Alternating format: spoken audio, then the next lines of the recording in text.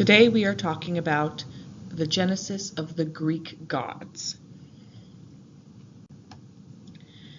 So the Theogony is an epic poem by the author Hesiod. It was written around 700 BCE, which is roughly around the time Homer was also writing, a little bit afterwards.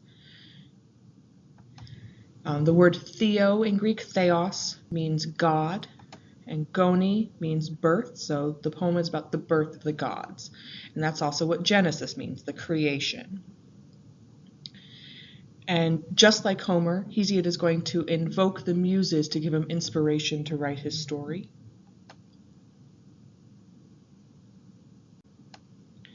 So in the beginning, there was chaos. We get the Greek or the English word chaos from chaos. But chaos in Greek means something like yawning void. So it's this mixture of everything and nothing all in one. Then out of chaos spontaneously comes a number of things. First we get Gaia, which is the earth. Then comes Tartarus, the pit. And Tartarus is like basically, if you think of hell in the ancient world, it would be Tartarus. Then we get Eros, which is love. This isn't Cupid, this is the concept of love, like a primordial deity rather than an actual person god.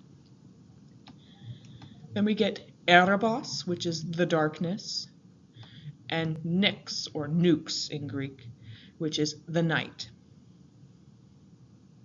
Now Tartarus, Eros, Erebos, and Nux are probably all kind of concepts or personifications, whereas Gaia is definitely more of a goddess. So from darkness and night, we have Erebos, the darkness, Nux, the night, or Nyx, and they're going to combine and create Aether, which is the light, and Hemera, which is the day. So now we have darkness and night, but also light and day. So slowly the world is coming together. And once again, these are more personifications rather than deities.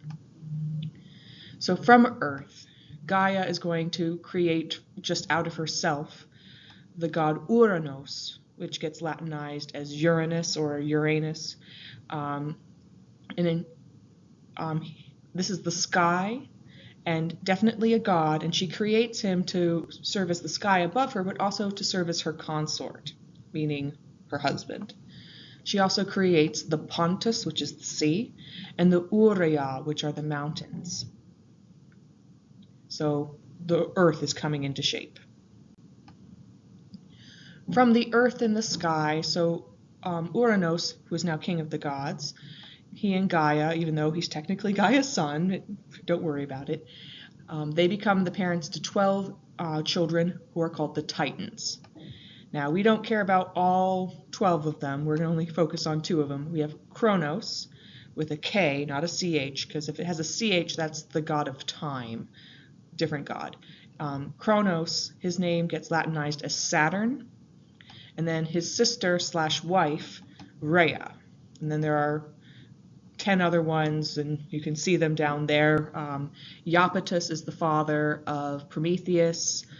Thetis and Oceanus, they're the parents of Metis, who we'll meet later on. But for the most part, the other Titans don't really matter by name. So after the birth of the Titans, Gaia starts giving birth to more interesting creatures. She gives birth to the Kyklopes, the Cyclopes, or which is the plural of Cyclops, and that means orb-eyed. And so these giants with only one eye. And then she gives birth to the Hecatonchires, which are the 100-armed ones, and so they have 50 heads and 100 arms. And these are just monstrous creatures, and Uranos is so horrified them that he hides them deep in Tartarus, and this angers their mother Gaia, which sets up another situation. So Kronos Gaia gets mad. She asks her children to punish Uranos for hurting her children, the Kyklopes or the Hekatonchires, but only Kronos agrees to do it. Now, Kronos is a god of the harvest, so his symbol is the sickle, which is used to thresh wheat or to cut wheat off its stalk. And so he uses his sickle to castrate his father, and then he takes his father's place as the new king of the gods. So as Uranos' testicles fall into the sea, and Thalassa is just the sea, and it's a goddess-esque thing, and we get Aphrodite from the sea foam. So the testicles fall into the sea, mix with the sea foam, and from that we get Aphrodite rising fully formed and beautiful. The blood that falls into the sea creates these giants and the Furies, which are these creatures of vengeance. So we have these early primordial deities coming up as well. So long live the king. Kronos and Rhea are now king and queen of the gods. Kronos fears being overthrown just like he overthrew his father. So every time Gaia gives birth, he swallows the child whole. And by the time she is giving birth to child number 6, this is getting really old. So she and Gaia, who's mad that Kronos did not free her children from Tartarus, she and Rhea conspire to hide the 6th child, who is Zeus, Jupiter in Latin. He's the god of thunder. They conspire to hide him away on Crete. So they give him a rock wrapped in swaddling clothes, and he is so used to swallowing babies he doesn't notice.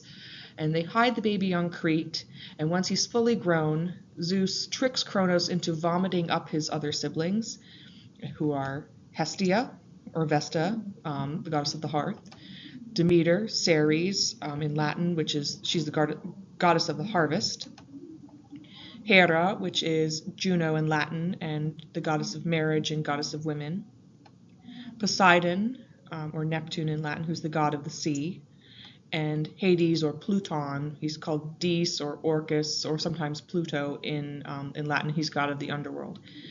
So he vomits up all of his children, and Zeus and his siblings team up with the recently freed Hekatonchires and the Cyclopes to battle against Kronos and Rhea and all the other Titans in what's called the Titanomachy, which is the war against the Titans, and ultimately the Olympians come out as victorious.